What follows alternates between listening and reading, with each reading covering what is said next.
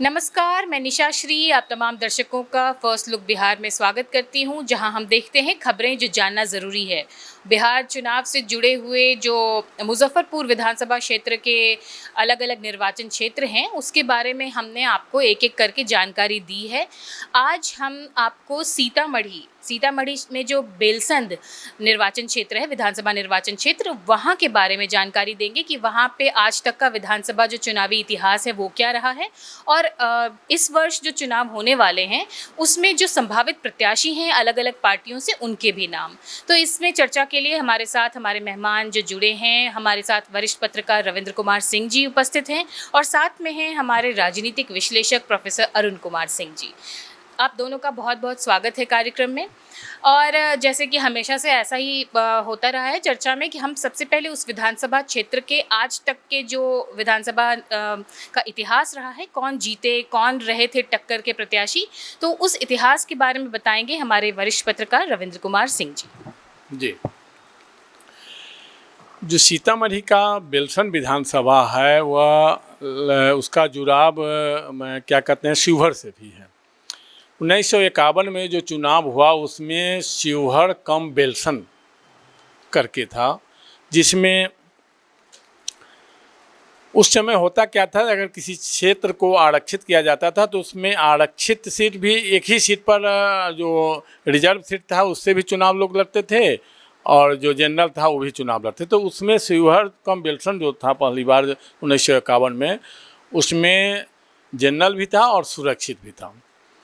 तो उसमें जनरल से ठाकुर गिरिजानंदन सिंह आईएनसी से चुनाव जीते थे और उसमें रामानंद सिंह जो एसपी से थे वो चुनाव हारे थे।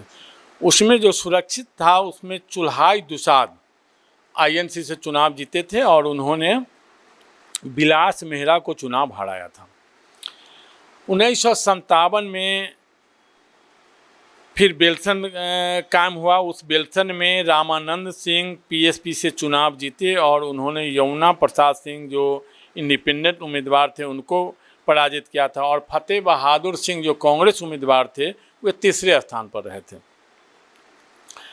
1962 में रामानंद सिंह पीएसपी से प्रत्याशी हुए और उन्होंने एसडब्ल्यूए के उम्मीदवार यमुना प्रसाद सिंह को पराजित किया था। उसमें गदाधर प्रसाद सिंह कांग्रेस उम्मीदवार थे जो तीसरे स्थान पर रहे थे। इसके बाद 1967 में सीपी सिंह चंदेश्वर प्रसाद सिंह कांग्रेस से चुनाव लड़े और उन्होंने आर सिंह को जो इंडिपेंडेंट थे उन्हें पराजित किया था।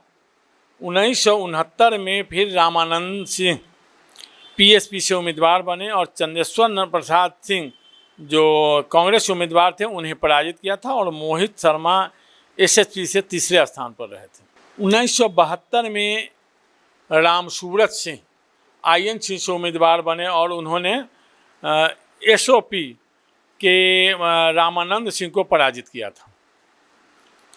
1977 में जो जेपी लहर हुआ था उसमें जनता पार्टी के बैनर तले जैसे जो जिस जनता पार्टी बनी थी उससे रघुवंश प्रसाद सिंह चुनाव लड़े और वे वहां से चुनाव जीते। उन्होंने रामचंद्र राय जो इंडिपेंडेंट उम्मीदवार थे उन्हें पराजित किया था। रामचंद्र राय, उस समय की एक बात सामने आती है कि रामचंद्र राय वहाँ चनऊ जाति से आते थे, जिस चनऊ जाति की संख्या अच्छी खासी वहाँ है और उन्होंने उस बार नारा दिया था कि 3 जनउआ मेल नहीं, चनऊ से लड़ना खेल नहीं। लेकिन उसमें यादव जाति के लोग यह देखे कि इस बार अगर चनऊ यहाँ से चुनाव जीत जाता है तो कहीं उसका क्षेत्र न बन जाए।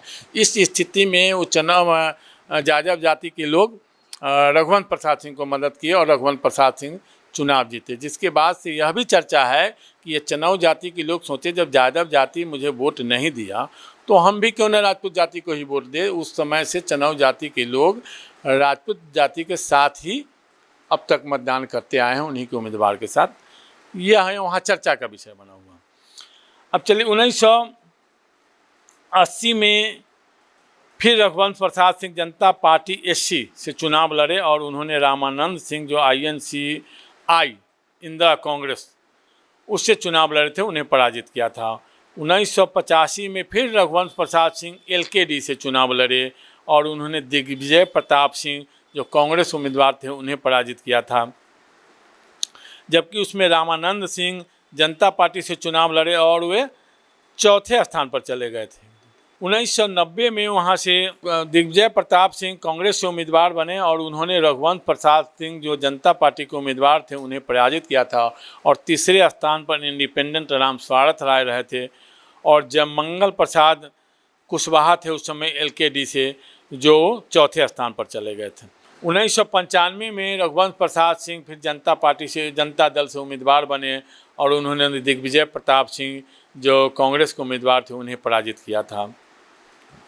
लेकिन 1996 में वैशाली लोकसभा चुनाव हुआ जिसमें रघुवंश प्रसाद सिंह वैशाली से उम्मीदवार बने और वह सीट खाली हो गया, जिसके कारण वहाँ उपचुनाव हुआ। उस उपचुनाव में बिशन पटेल समता पार्टी से चुनाव लड़े और वे चुनाव जीते थे। उस समय नागेंद्र प्रसाद सिंह जो उम्मीदवार थे जनता पार्टी से उन्होंने पराजित किया था और राम स्वार्थ राय तीसरे स्थान पर चले गए थे।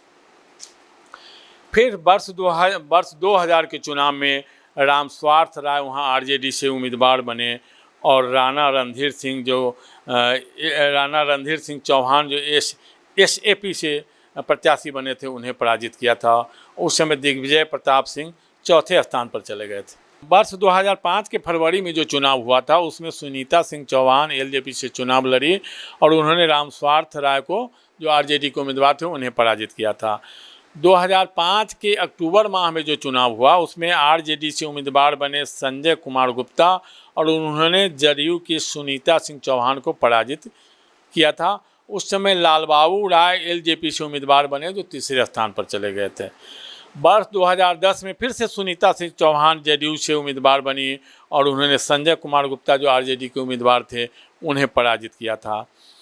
फिर 2015 के चुनाव में फिर से सुनीता सिंह चौहान जेडीयू से उम्मीदवार बनी और मोहम्मद नसीर अहमद जो एलजेपी के उम्मीदवार थे उन्होंने पराजित किया था। वर्ष 2020 के चुनाव में फिर से संजय गुप्ता आरजेडी के उम्मीदवार बनाए गए और उन्होंने जेडीयू के प्रत्याशी सुनीता सिंह चौहान को पराजित किया। उस समय आरएलएसपी से ठाकुर धर्मेंद्र सिंह चुनाव लड़े थे जिन्हें करीब 19,000 वोट आया था। तो ये था जो है से अब तक 1951 से लेकर के वर्ष 2020 तक का जो चुनाव हुआ उसमें जो जीत हार का फैसला हुआ था। तो ये था अभी जो हम बिलसन के बारे में देख रहे हैं, वहाँ का जो विधानसभा चुनाव का जो इतिहास है आज़ादी के बाद का, उसमें क्या क्या कौन कौन से प्रत्याशी थे जो जीते थे, किन किन ने विधानसभा का इलेक्शन जीता था, उन सबका नाम और कौन कौन उनके प्रबल दावेदार थे उनका भी नाम अभी हमारे वरिष्ठ पत्रकार ने बताया। आगे इसी के विश्लेषण के लिए और उसके बाद अभी कौन कौन संभावित प्रत्याशी हैं अलग अलग पार्टियों से, इसके बारे में बताएंगे प्रोफेसर अरुण कुमार सिंह। देखिए, बेलसंड विधानसभा क्षेत्र 1957 में अस्तित्व में आता है और पहले ही चुनाव में वहाँ अपोजिशन पीएसपी प्रजा सोशलिस्ट पार्टी के उम्मीदवार चुनाव जीतते हैं। अगर आप पूरे बेलसंड विधानसभा क्षेत्र का इतिहास देखें तो कांग्रेस वहाँ 3 बार ही चुनाव जीत पाई है। और दूसरा आप देखेंगे कि यहाँ पर 1995 तक यानी 1995 तक सिर्फ एक बार 1967 को अगर छोड़ दें जिसमें भूमिहार समाज के सीपी सिंह या उनका पूरा नाम है चंदेश्वर प्रसाद सिंह चुनाव जीते हैं, अन्यथा 1995 तक क्षत्रिय समाज के लोग ही चुनाव जीतते आए हैं। रघुवंश बाबू जो वैशाली से सांसद हुए और फिर केंद्र सरकार में मंत्री हुए, वो बेलसंड विधानसभा क्षेत्र से, जैसा कि आप सबको पता है कि वो प्रोफेसर थे, गोयनका कॉलेज में मैथमेटिक्स के प्रोफेसर थे और बेलसंड विधानसभा क्षेत्र के वो रहने वाले थे वैशाली जिला के, लेकिन बेलसंड विधानसभा क्षेत्र से वो लगातार एक बीच करके 4 बार वो चुनाव जीते हैं। और उसके बाद फिर 96 से स्थिति बदली है। 96 से वहाँ समता पार्टी जब 95 में रघुवंश बाबू लोकसभा का चुनाव लड़ने के लिए वैशाली चले आए तो वो जो जगह खाली हुई तो 96 में जो चुनाव हुआ उसमें कुर्मी समाज से आने वाले ब्रिसिन पटेल, उस समय समता पार्टी में हुआ करते थे, वो ब्रिसिन पटेल भी वैशाली के थे, लेकिन बेलसन से वो चुनाव जीतते हैं। लेकिन उसके बाद फिर आप देखेंगे कि 2000 में वहाँ जादव समाज के राम स्वारथ राय वहाँ से चुनाव जीत रहे हैं, और वो आरजेडी, उस समय तक आरजेडी का फॉर्मेशन हो गया हुआ था, राष्ट्रीय जनता दल का, उससे वो चुनाव जीतते हैं। फिर 2005 के फरवरी में सुनीता सिंह चौहान चुनाव जीतती हैं, लेकिन फिर 2005 के ही अक्टूबर में संजय प्रसाद गुप्ता, जो बेलसन विधानसभा क्षेत्र के नहीं हैं, वो सीवर के विधानसभा, सीवर से आते हैं, वो वहाँ से चुनाव जीतते हैं। और उसके बाद फिर उसके बाद जो चुनाव होते हैं उसमें सुनीता सिंह चौहान चुनाव जीतती हैं। लेकिन जो 2020 का चुनाव हुआ है उसमें फिर से आरजेडी से संजय गुप्ता चुनाव जीतते हैं। तो एक आप अगर इसका पूरा इस क्षेत्र का विश्लेषण अगर किया जाए जातीय आधार पर, तो यहाँ क्षत्रिय समाज का, जो राजपूत समाज है, उसका बोलबाला रहा है, सबसे ज़्यादा बार वही लोग जीते हैं। लेकिन इसके साथ साथ ये भी आपको ध्यान देना होगा कि कांग्रेस का ये कोई आज़ादी के बाद सभी जगहों पर जहाँ कांग्रेस जीत रही थी, यहाँ पर समाजवादियों का थोड़ा बोलबाला ज़्यादा रहा है। इसीलिए आप देखेंगे कि कांग्रेस इतने लंबे अवधि में सिर्फ 3 बार भी, और वो भी पहले ही चुनाव जीती है, उसके बाद कांग्रेस जीत नहीं पाई है। तो अब ये यहाँ जो ब्रिसिन पटेल के समय से अगर आगे की बात आप करेंगे, तो यहाँ आप देखेंगे कि ये सीट जो है वो गठबंधन में जेडीयू के पास रहा है, और जेडीयू से सुनीता सिंह चौहान चुनाव जीत रही हैं। हालांकि उनके पति राणा रणधीर सिंह चौहान समता पार्टी और नीतीश कुमार के बहुत नज़दीकी हैं, और वो लगातार 16 वर्षों तक सीतामढ़ी जिला के समता पार्टी के भी और बाद में चल के जेडीयू के भी वो अध्यक्ष रहे हैं। तो उनका एक जेडीयू में काफ़ी क्लाउट है, और उससे वो उम्मीद करते हैं इस बार भी कि उनको फिर से उनकी पत्नी को, या इस बार वो स्वयं भी अपने को उम्मीदवार बताते हैं कि अगर पार्टी चाहेगी कि वो हमको अगर टिकट देना चाहेगी तो हम भी चुनाव लड़ने के लिए तैयार हैं, और क्षेत्र में उनका दौरा चल रहा है। लेकिन वहाँ से जो चुनाव अभी 2020 में जीते हुए हैं संजय गुप्ता जी, वो राष्ट्रीय जनता दल से हैं, और राष्ट्रीय जनता दल के वैश्यों के वो प्रतिनिधि हैं।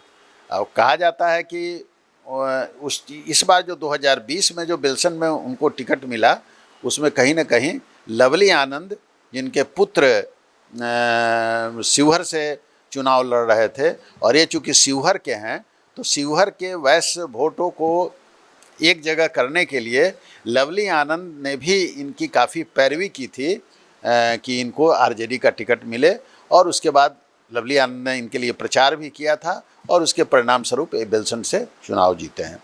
तो इस तरह से नेचुरली जो सिटिंग गेटिंग का जो फार्मूला है, उस सिटिंग गेटिंग के फार्मूले में आरजेडी से संजय गुप्ता को टिकट मिल सकता है। आरजेडी का अभी कोई दूसरा उम्मीदवार वहाँ नहीं हम लोगों के सामने में आया है कि वो कोई दूसरा उम्मीदवार आरजेडी का प्रत्याशी बनने की सोच रखता हो, ऐसा नहीं है। तो निश्चित रूप से 2 लोगों की चर्चा हम लोगों ने कर ली, जो लोग एक लगातार दोनों लोग चुनाव लड़ते आ रहे हैं। अब एक तीसरे उम्मीदवार वहाँ पर हैं ठाकुर धर्मेंद्र सिंह, जो कि पिछला चुनाव 2020 का चुनाव वो ये राष्ट्रीय लोक समता पार्टी, जो कुशवाहा जी की पार्टी है, उससे वो चुनाव लड़े थे, और उनको लगभग 19,000 वोट आया था। तो नेचुरली वो जो ठाकुर धर्मेंद्र सिंह हैं, वो उनके यहाँ पर मुजफ्फरपुर में वो अपना एक आई हॉस्पिटल भी चलाते हैं, और उस आई हॉस्पिटल के माध्यम से वो काफ़ी अपने क्षेत्र के लोगों की सेवा करते हैं, कैंप्स भी लगाते हैं, आई कैंप्स भी लगाते हैं, और वो काफ़ी एक तरह से प्रसिद्ध उनका आई हॉस्पिटल है और उसके माध्यम से वो जनता की सेवा करते हैं। लगातार क्षेत्र में मूवमेंट में रहते हैं, क्षेत्र में घूमते होते हैं। ये भी क्षत्रिय समाज से ही आते हैं, ये है। तो लेकिन बीजेपी से एक वैद्यनाथ प्रसाद हैं जो जिनको उम्मीद है कि हो सकता है कि ये सीट के बंटवारे में भारतीय जनता पार्टी को वो बेलसंड की सीट मिल जाए अगर, तो वैद्यनाथ प्रसाद भी उम्मीदवार हो सकते हैं। वैद्यनाथ प्रसाद वहाँ के प्रमुख भी रह चुके हैं बेलसंड के, और वो कई जगहों से चुनाव लड़ चुके हैं। जैसे कर्पूरी ठाकुर के खिलाफ वो सोनबरसा से चुनाव लड़ चुके हैं, जो कर्पूरी ठाकुर जो पूर्व मुख्यमंत्री रहे हैं, हालांकि वो चुनाव हार गए थे। उसके अलावा सुरसन से भी वो चुनाव लड़ चुके हैं, हालांकि उनको जीत नहीं मिली है। तो एक बड़ा चेहरा है उस एरिया के, और वो भारतीय। लेकिन एक चर्चा है वहाँ पर कि ये कहीं ना कहीं जो संजय गुप्ता के खिलाफ एंटी इनकम्बेंसी है और वैश्य समाज भी उनसे नाराज है, ऐसा कहा जा रहा है। तो उसका फ़ायदा उठाकर वैद्यनाथ प्रसाद भारतीय जनता पार्टी में हैं, लेकिन कहीं ना कहीं उनके सूत्र या उनके लोग राजद के साथ भी जुड़े हुए हैं कि राजद भी उनको, वैश्य समाज का अपना चेहरा बनाकर राजद भी उनको चुनाव लड़ा सकती है, ऐसी संभावना है। तो ये जो है सो कर सकते हैं। तो इस तरह से ये हुआ।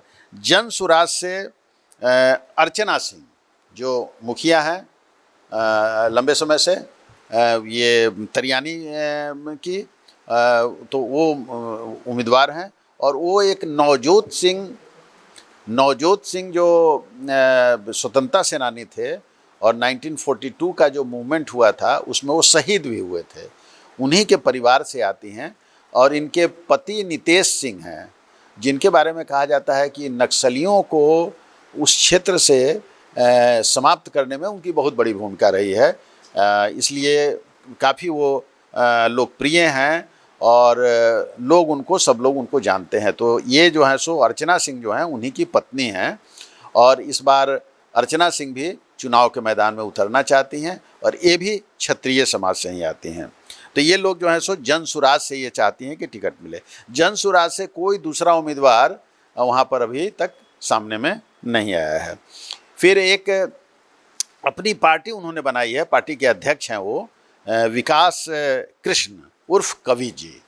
तो विकास कृष्ण उर्फ कवि जी बहुत ही जुझारू व्यक्ति हैं, और लगातार वो कई बात को, जैसे वृद्धावस्था पेंशन है, विकलांग पेंशन है, इसकी जो कम राशि है बिहार के अंदर, उस राशि की बढ़ोतरी के लिए मुजफ्फरपुर में भी कलेक्ट्रेट के सामने उन्होंने बड़ी बड़ी सभाएं की है।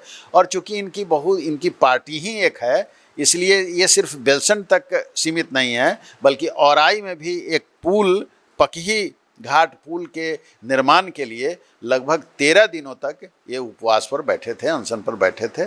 तो इस तरह से इनका क्षेत्र बड़ा है, जुझारू लोग हैं, अच्छा भाषण देते हैं। तो ये भी वहाँ पर अपनी पार्टी, जो स्वयं उनकी पार्टी है गरीब जनता पार्टी, तो गरीब जनता पार्टी के स्वयं अध्यक्ष हैं, और गरीब जनता पार्टी के टिकट से वो पंजीकृत भी है, गरीब जनता पार्टी के टिकट से वो भी चुनाव लड़ना चाहते हैं। तो इस तरह से हम लोग देख रहे हैं कि करीब करीब क्षत्रिय समाज के ज़्यादा लोग उम्मीदवार बनना चाह रहे हैं, और वैश्य समाज से सिटिंग गेटिंग के आधार पर संजय गुप्ता हैं, और भारतीय जनता पार्टी से जुड़े हुए वैद्यनाथ प्रसाद हैं, जिनके बारे में कहा जा रहा है कि उनको हो सकता है कि राजद से भी टिकट मिल जाए। तो कहने का मतलब है कि बेलसंड में हम लोग फिर से एक बार क्षत्रिय समाज और वैश्य समाज के बीच में ही हम लोग एक आगामी विधानसभा चुनाव में लड़ाई देख रहे हैं। तो ये हैं जो अभी वहाँ के जो संभावित उम्मीदवार हैं।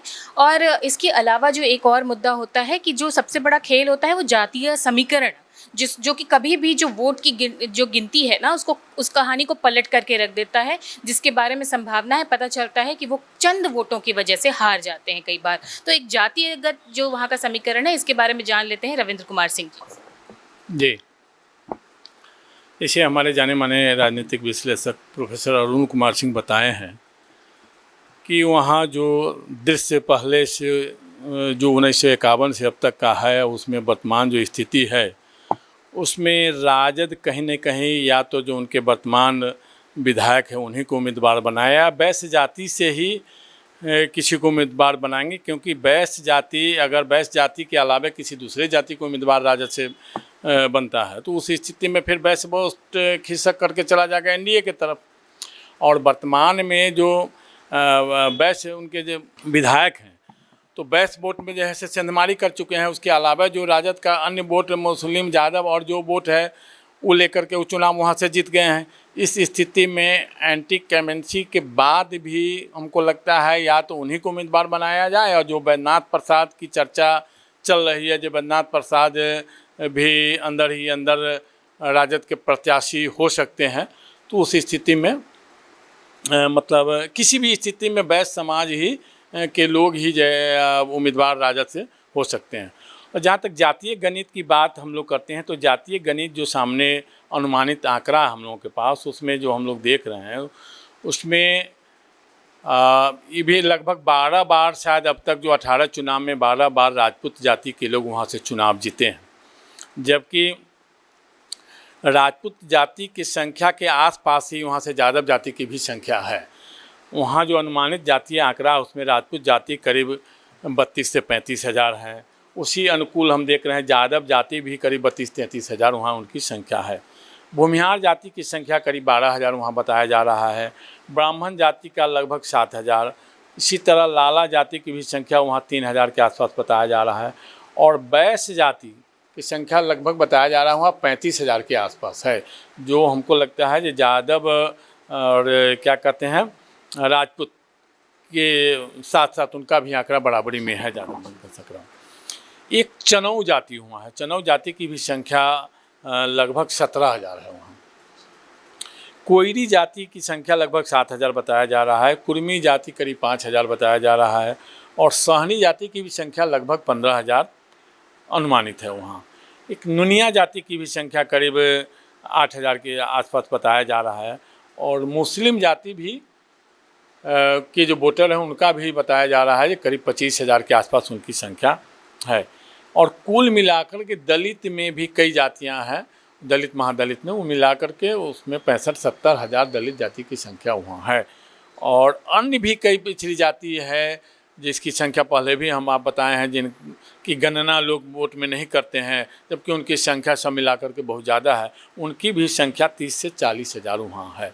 तो इस स्थिति में जो हम लोग देख रहे हैं लड़ाई तो वहाँ एनडीए और क्या कहते हैं राजद के बीच ही दिख रहा है। लेकिन जन स्वराज भी जो इस बार तेज़ी से जन स्वराज का जो ग्राफ बढ़ता जा रहा है, उस स्थिति में जन स्वराज भी त्रिकोणीय संघर्ष में वहाँ आ सकता है। तो ये हो गया अभी तक का जो जातीय आंकड़ा हो गया बेलसन क्षेत्र जो सीतामढ़ी विधानसभा क्षेत्र के अंतर्गत आता है वहाँ के बारे में। अब हम एक बार जानते हैं कि जो जातीय समीकरण कई बार हम देखते हैं कि जो पिछड़ी जाति का वोट है उसके डेविएट होने का रहता है चांसेस सबसे ज़्यादा। तो हमारे राजनीतिक विश्लेषक जो प्रोफेसर अरुण कुमार सिंह जी हैं, हम आपसे जानना चाहेंगे कि वो लास्ट मोमेंट पे जो प्रतिक्रिया चेंज हो जाती है किसी एक विशेष मुद्दे पर, उसका प्रभाव आप कितना देखते हैं क्षेत्र? देखिए, ऐसा है कि मैं इस बात को बार बार कहता हूं कि बिहार में जो चुनाव 2025 का जो चुनाव है उसमें मुख्य प्लेयर वही हैं पुराने, जो महागठबंधन और एनडीए। तो लेकिन आप देखिए, अगर आरजेडी थोड़ा यहाँ मजबूत दिखाई पड़ रही है, इसलिए कि अभी जो रविंद्र बाबू ने एक जातीय जो आंकड़े हैं उसको बताए, उससे ऐसा लग रहा है कि अगर यादव, वैश्य और मुस्लिम, ये तीनों अगर वैश्य उम्मीदवार अगर आरजेडी का होता है और वहाँ वोट ट्रांसफ़र हो जाता है यादव का और मुस्लिम का, तो ये करीब करीब 85-90 हज़ार के करीब में पहुँच जा रहा है। लेकिन अगर आप फिर दूसरे तरफ आइएगा तो ये एक फॉर्मिडेबल एक हो रहा है कि भाई वैश्य उम्मीदवार होगा और उसको यादव और मुस्लिम मदद कर देगा, तो एक फॉर्मिडेबल होगा। और शायद आरजेडी जो वहाँ चुनाव जीती है कई बार, उसके पीछे ये भी कारण है कि ये कॉम्बिनेशन काम किया है। लेकिन अब दूसरे तरफ हम लोग आते हैं राजपूत समाज की ओर, तो राजपूत समाज का अपना वोट तो खैर जो यादव समाज है उसी के बराबर है, लेकिन उसको दूसरे समाज का वोट, जैसे भूमिहार समाज है या फिर लाला है, ब्राह्मण है, उनकी भी संख्या है, और जो अति पिछड़ा समाज है जिसमें जैसे चनऊ की बात हुई है, तो चनऊ और जादव के बीच में वहाँ बेलसन में, चूँकि चनऊ भी एक तरह से जादव के इक्विवेलेंट जाति है माने ताकत में, तो इसलिए वहाँ उन लोगों के बीच में थोड़ा सा एक अलगाव है। तो वो जो चनऊ जाति है वो फिर चली आती है, मदद कर देती है, वो जेडीयू के साथ आ जाती है, और जो अति पिछड़ा समाज का वोट है वो तो जेडीयू के साथ है ही है। और अभी आप देख रहे होइएगा कि 35% महिलाओं को जेडीयू ने रिजर्वेशन दिया है, माने जेडीयू की सरकार ने रिजर्वेशन दिया है। सरकार तो एनडीए की है, लेकिन उसमें तो मुख्यमंत्री जो हैं उनकी बात मैं कह रहा हूँ, तो वहाँ मिला है। और अभी जो आज के अखबारों में चर्चा है कि एक फिर से 1-2 लाख शिक्षकों की नियुक्ति करने की बात चल रही है, जिसमें कि इस रिजर्वेशन का पालन होगा कि ये जो महिलाएं हैं उनको रिजर्वेशन है। तो महिला वोटर हैं जो कि बिना किसी जात पात के वो जेडीयू के साथ चली जाती हैं। तो कहने का मतलब ये है कि ये जो संघर्ष वहाँ पर है वो संघर्ष टफ वहाँ संघर्ष दिख रहा है। जैसा कि मैंने बताया कि ये आरजेडी भी मजबूत स्थिति में वहाँ पर है, लेकिन फिर जो इधर का कॉम्बिनेशन है और जो महिलाओं का एक जो वोट आकर्षण है जेडीयू के प्रति, नीतीश कुमार के प्रति, उससे एक मजबूत संघर्ष बनने की स्थिति होगा। लेकिन मैं फिर एक बार कहना चाहता हूँ कि जो भी उम्मीदवारों की लिस्ट हमने पढ़ी है तो हमने देखा है कि वैश्य उम्मीदवार एक ही है, लेकिन क्षत्रिय समाज से, राजपूत समाज से चार मजबूत उम्मीदवार वहाँ पर खड़े हैं। तो नेचुरली अगर वोटों का वितरण होगा, कन्फ्यूजन होगा, तो आरजेडी वहाँ पर चुनाव बहुत आसानी से जीतने की उसकी उम्मीद रहेगी। तो ये बातें हुई कि किस तरह से जो जातीय समीकरण है वो आखिरी मोमेंट पे भी खेल बदल सकता है। वो डिपेंड करता है कि कौन वहाँ से प्रत्याशी होंगे और उस हिसाब से अंत में जो जातीय समीकरण बनेगा और उस हिसाब से वोट ट्रांसफ़र होने का। इसी मुद्दे पर हम एक बार रविंद्र कुमार सिंह जी जो हमारे वरिष्ठ पत्रकार हैं उनसे भी जानना चाहेंगे कि आपको क्या लगता है कि लास्ट मोमेंट पे वो क्या होता है कि पूरा का पूरा आंकड़ा बदल जाता है? देखिए, जैसे पहले पिछले चुनाव की ही बात लीजिए, अगर ठाकुर धर्मेंद्र सिंह करीब 19,000 वोट नहीं काटे होते तो उसमें जेडीयू के उम्मीदवार चुनाव जीत जाते हैं। तो कहीं ना कहीं जेडीयू के उम्मीदवार के वोट में सेंधमारी है। तो इस स्थिति में जातीय गणित जो वहाँ का है, उस गणित में राजद ने एक मुनाफा राजद को हुआ, एक तरह से कहिए। जातीय गणित जो अभी हम देख रहे हैं, जैसे पार्टियों के बीच जाति के लोग बटे हुए हैं, उस स्थिति में वोट के आधार से, जातियों के आधार से वहाँ एनडीए का पक्ष मजबूत है। लेकिन एनडीए के बड़े वोट में सेंधमारी करके राजद ने, मतलब वैश्य समाज के वोट में सेंधमारी कर लिया, प्लस उसका अपना वोट हो गया। और उसमें भी जो ठाकुर धर्मेंद्र सिंह जो आरएलएसपी से 19,000 वोट काटे, जिसके कारण जैसे इसका लाभ राजद को मिला था। तो उसमें एनडीए से तो कोई एक ही उम्मीदवार होंगे इस बार। उस समय रालोसपा अलग मतलब चुनाव लड़ रहा था, जिसके कारण ठाकुर धर्मेंद्र सिंह लड़े। इसमें या रालोसपा को मिले, एनडीए में क्या कहते हैं जदयू को मिले या फिर भाजपा को मिले, किसी एक दल को मिलेगा जो अभी गठबंधन में है। उस स्थिति में इस बार राजद के लिए बहुत बड़ी चुनौती है वहाँ उस क्षेत्र में। जैसे आप जदयू के उम्मीदवार जो पूर्व विधायक है सुनीता सिंह चौहान, उनके बारे में भी बताया गया, वो भी दावेदार हैं। और उनके पति जो राणा रणधीर सिंह चौहान हैं, सुनीता सिंह चौहान के, वे भी मतलब नीतीश जी के बहुत करीबी हैं और समता पार्टी काल से ही नीतीश कुमार के साथ हैं। अभी भी तिरहुत प्रमंडल के वो प्रभारी हैं। तो इस स्थिति में वो भी दावेदार हैं। और फिर आरएलएसपी से मतलब वहाँ जैसे बताया जाता है कि उपेंद्र कुशवाहा उस सीट के लिए अड़े हुए हैं। तो उस स्थिति में एनडीए किसी एक को ही उम्मीदवार बनाएगा, तीनों में से कोई एक ही उम्मीदवार होंगे। हाँ, एक जन स्वराज से आ जाते हैं तो जन स्वराज से भी एक मजबूत उम्मीदवार के रूप में अर्पणा सिंह है, मजबूत उम्मीदवार के रूप में। तो वो अब कितना क्या कहाँ तक सफल होते हैं, वो कितना प्रभाव डालते हैं, उसके ऊपर भी जो वहाँ का चुनाव मतलब क्या है, जीत हार मतलब प्रभावित हो सकता है। क्योंकि नीतीश सिंह जो हैं, उनकी पत्नी जो अर्पणा सिंह जनसुराज से उम्मीदवार है, वो भी काफ़ी मजबूत स्थिति में है। इस स्थिति में कौन वहाँ से चुनाव जीतेगा, कौन हारेगा, किसके लिए वरदान साबित होगा, वो अंत तक जो समीकरण बदलता सस्पेंस बना रहा है। बैश्य जो है, बैश्य समाज जो है, इस बात को ध्यान में रखना चाहिए कि भारतीय जनता पार्टी का जो अगर एक नंबर का वोटर कोई है तो वो बैश्य समाज के लोग हैं। तो फिर ये भी देखना होगा कि बैश्य समाज वहाँ पर जो भारतीय जनता पार्टी की जो मित्र है, जिसके साथ मिल के चुनाव लड़ते हैं, तो क्या वो जेडीयू को देती है कि नहीं देती है। एक सवाल ये भी रहेगा कि क्या वहाँ बैश्य समाज क्या करता है, क्या आरजेडी को वो वोट करेगा जिससे बैश्य समाज थोड़ा घबराता है, या फिर वो बैश्य अपने जाति के उम्मीदवार को छोड़कर वो जेडीयू के उम्मीदवार को वोट करेगा। ये भी देखने वाली बात होगी, दिलचस्प बात होगी। तो ये जो आगामी चुनाव है जो कि इस वर्ष के उत्तरार्ध में होने वाला है, ये होगा काफ़ी रोमांचक, क्योंकि इसमें एक जो अलग अलग समाचार चैनलों के माध्यम से कवर किया जा रहा है कि इस बार का जो विधानसभा चुनाव होगा वो त्रिकोणीय बन जाएगा। तो देखते हैं, चुनाव आने में अभी कुछ महीनों का वक्त और बाकी है। धीरे धीरे कैंडिडेट्स अनाउंस होंगे। अभी तो हमने संभावित प्रत्याशियों का नाम बताया, जब अनाउंस हो जाएंगे तो फिर चुनावी चहल पहल और ज़्यादा बढ़ेगी और ये और ज़्यादा रोमांचक होता जाएगा। अभी के लिए दीजिए इजाज़त। हमारे मेहमानों का भी हम बहुत बहुत धन्यवाद देते हैं कि उन्होंने अपना बहुमूल्य समय हमें दिया और ये तमाम जानकारियाँ साझा की हमारे दर्शकों के साथ।